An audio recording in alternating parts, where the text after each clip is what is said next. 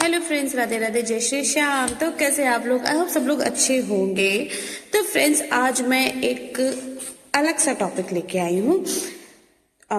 मुझे पता नहीं, लेकिन मैं सोचती हूँ ना कि कोई ना कोई चाहिए बात करने के लिए। मैं सोचती हूँ आप लोगों से ही बात कर लिया जाए, कैसा रहेगा?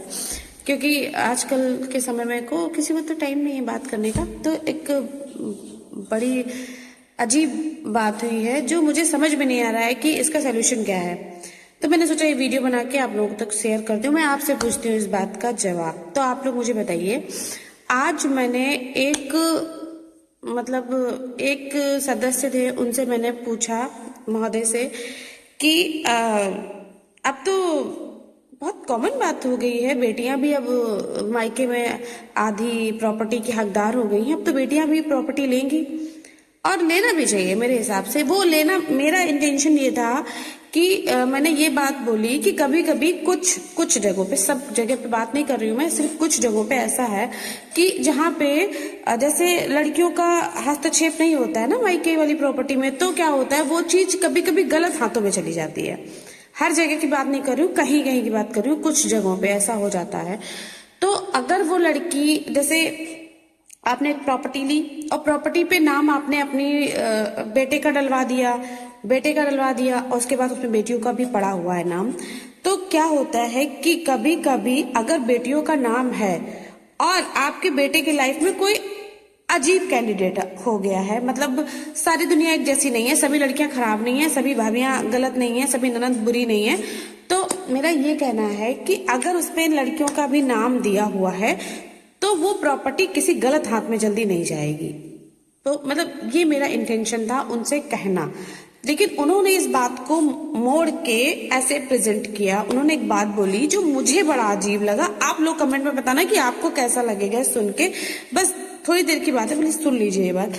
उन्होंने मुझसे ये बात बोली कि जिस दिन बेटियां मायके में हिस्सा बंटवाने लगी, जिस दिन बेटियां मायके में हिस्सा लेने लगेंगी, उस दिन के बाद से भाई बहन के रिश्ते खत्म हो जाएंगे, भाई बहन का संबंध खत्म हो जाएगा, राखी द्विज जैसी पवित्र चीजें खत्म हो जाएंगी। तो कुछ अजीब लगा। मैं इस विचारधारा से पहली बात तो संतुष्ट नहीं हूं। अगर आप संतुष्ट हैं तो प्लीज को मुझे कमेंट करके बताइएगा।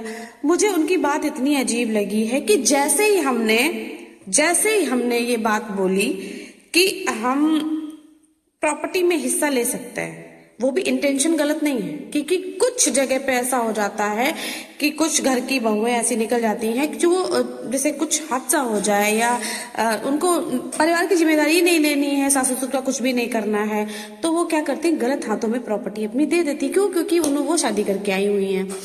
तो यहाँ पे बात संबंध जोड़ने की हो रही है, तोड़ने की नहीं हो रही है। तो अगर उसमें प्रॉपर्टी में हिस्सा बेटियों का आ जाएगा तो कहीं ना कहीं ये दबाव महसूस होता रहेगा इंसान को कि हम कुछ गलत ना करें। मेरा जो इंटेंशन था वो ये कहने का था, लेकिन क्या सच में ऐसा हो सकता है? अगर तो मुझे समझ में नहीं आया ये चीज कि क्या उन्होंने सही बोला या गलत बोला। प्लीज मुझे कमेंट में जरूर बताना कि ये गुत्थी सुलझनी बहुत जरूरी है। मैं भी एक बेटी हूँ और दुनिया में बहुत सी बेटियां हैं और बहुत तरह के लोग भी हैं। अगर मेरी बात से किसी को बुरा लगा तो उसके लिए सॉरी, पर ये मेरा सवाल है छोटा सा जो आपसे पूछना बहुत जरूरी था कि आज तक बेटियों ने कभी आपसे कुछ नहीं मांगा। जरा सी अगर बात कर दी उन्होंने कि मेरा भी अधिकार है। क्यों? क्योंकि उस पिता की औलाद वो भी हैं। बेटियां भी एक अपने पिता की ही और संतान है। बेटों के नाम तो सब कुछ चला जाता है, माँ बाप भी चले जाते हैं। फिर भाभियों को प्रॉब्लम होती है कि हमारे घर में आती है और हमारी ननद खराब है, हमारे साथ ये करती है। भाई, ननद अपने माँ बाप को साथ में नहीं लेके जा रही हैं। अगर उनके माँ बाप आपके घर में रह रहे हैं तो बेसिक सी बात है, अगर उनके माँ बाप को प्रॉब्लम होगी तो वो बोलेंगी। ये जेन्युइन सा सवाल है और इसमें बहुत ज्यादा वो नहीं। प्लीज कोई नेगेटिव कमेंट ना करे, क्योंकि बस मन में एक सवाल है जो मैंने किसी से किया, तो किसी से मैंने किया, उसका आंसर मुझे सही से नहीं मिला, तो मैं आपसे कर रही हूँ। बस मुझे रिप्लाई चाहिए इस चीज का। प्लीज प्लीज नेगेटिव कमेंट मत करना। और भाई, एक बात, मैं भी बेटी हूँ। जहाँ बचपन बीता होता है वहां पे बहुत लगाव होता है।